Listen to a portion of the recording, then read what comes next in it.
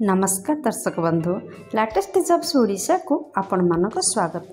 दर्शक बंधु आज निजुक्ति सूचना रही बीपीएनएल रे निजुक्ति माने भारतीय पशुपालन निगम रे विपुल निजुक्ति। हाँ दर्शक बंधु 5250 प्लस पोस्ट वैकेंसी रिलीज होइछि। आपण माने जदि 10म श्रेणी भी पास करथांती ताहले एही पदवी पई आवेदन करि परिबे। भारतीय पशुपालन निगम लिमिटेड तरफ विज्ञप्ति जारी होती।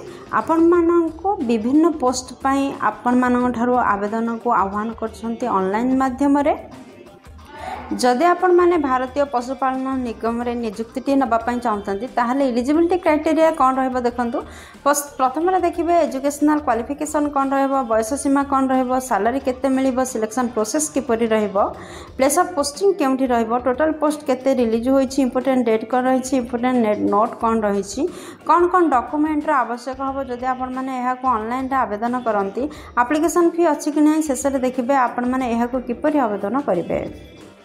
दर्शक बंधु बर्तमान मुझे आपण मानक नहीं आसी ओडिशा गवर्नमेंट जॉब रो पोर्टल साइट को आपण मान जदि ए पेज रे पहुंचबा को चाहछंती ताहले आपण देखथि वीडियो रो तळे थिबा description box row first link रे क्लिक कले आपण मान मध्ये ए पेज रे पहुंची परिबे। बीपीएनएल रिक्रुटमेंट 2024 रो डिटेल्स रे रही। ऑर्गेनाइजेशन नेम देखंतु कोन भारतीय पशुपालन निगम लिमिटेड बीपीएनएल का तरफ विज्ञप्ति जारी होइछि। Type of job contractual basis रे आपण माने जॉब टी नै परिबे। जॉब कैटेगरी रे रहउछि ओडिशा गवर्नमेंट जॉब। क्यों पोस्ट में विज्ञप्ति प्रकाश पाई देखंतु विभिन्न प्रकार पोस्ट में विज्ञप्ति प्रकाश पाई।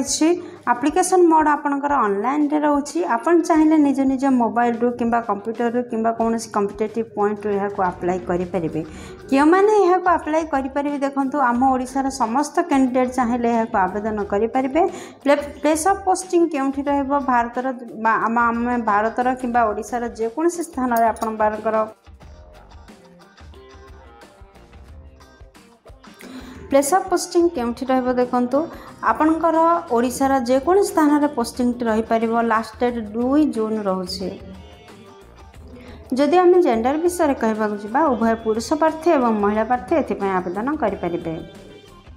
बीपीएनएल रिक्रुटमेंट 2024 रो एलिजिबिलिटी क्राइटेरिया रे देखंतु कोन रहबा। प्रथम आपण माने देखियंतु शिक्षागत योग्यता कोन रहबो। दर्शक बंधु आपण माने तो पढ़िले जे विभिन्न पोस्ट पाई विभिन्न प्रकार वैकेंसीज रिलीज होइछि। हेले जदि विभिन्न प्रकार पोस्ट वैकेंसीज रिलीज होइछि ताहाले शिक्षागत योग्यता मध्ये अलग अलग। देखंतु आपण माने जदि फार्मिंग मैनेजमेंट ऑफिसर पदवी पे आवेदन करिवे ताहाले निहाती भाबरे जे कोनसे रिकॉग्नाइज्ड यूनिवर्सिटी रो +3 टे करथिले एही पदवी पे आवेदन करि परिबे। जदि आपण माने फार्मिंग डेवलपमेंट ऑफिसर पे आवेदन करूछन्ते ताहाले +2 टे जदि करिथिबे रिकॉग्नाइज्ड बोर्ड रो निहाती भाबरे एथि पय आवेदन करि परिबे। जदि आपण माने फार्मिंग इंस्पिरेशन पदवी पे आवेदन करबाकू चाहछन्ते ताहाले मात्र 10म श्रेणी टे पास करथिले जे कोनसी रिकॉग्नाइज्ड बोर्ड रो निहाती भाबरे एथि पय आवेदन करि परिबे।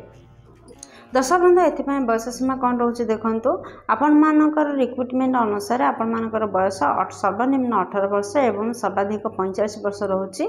यह व्यतीत एज रिलैक्सेशन मध्य रही गवर्नमेंट नियम अनुसार। जदि आपण माने ओबीसी स्टूडेंट होइथांते ताहले 3 वर्षर एज रिलैक्सेशन रोचे। जदि आपण माने एसटी एससी पीडब्ल्यूडी किंबा एक्स सर्विसमैन होइतबे ताहले 5 वर्ष एज रिलैक्सेशन रोचे। जदि आम दरमा विषय कहवाक जावा जदि आपण माने फार्मिंग डेवलपमेंट ऑफिसर पदवी पे आवेदन करुछन्ते ताहले मासिक 31,000 टंका दरमा पाइबे। जदि फार्मिंग डेवलपमेंट ऑफिसर पे आवेदन करुछन्ते ताहले मासिक 28,000 टंका दरमा पाइबे। जदि फार्मिंग इंस्पिरेशन पदवी पे आवेदन करुछन्ते ताहले मासिक 22,000 टंका दरमा पाइबार व्यवस्था रही।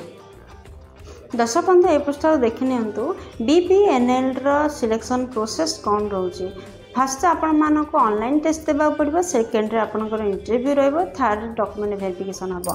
एही तीनोटी पर्याय रे आपण मानकर सिलेक्शन प्रोसेस रहउछि। दर्शक बंधु ए पृष्ठ देखि नियंतु जे आपण मान पे एप्लीकेशन फी अछि कि नाही। जदि आपण माने फार्मिंग मैनेजमेंट ऑफिसर पद पे आवेदन करछन्ते ताहाले 44 टंका दबाव पड़ो आपण मानकर एप्लिकेशन फी। जदि आपण माने फार्मिंग डेवलपमेंट ऑफिसर पय आवेदन करबा चाहछन्ते 826 टंका एप्लिकेशन फी दबाव पड़ो।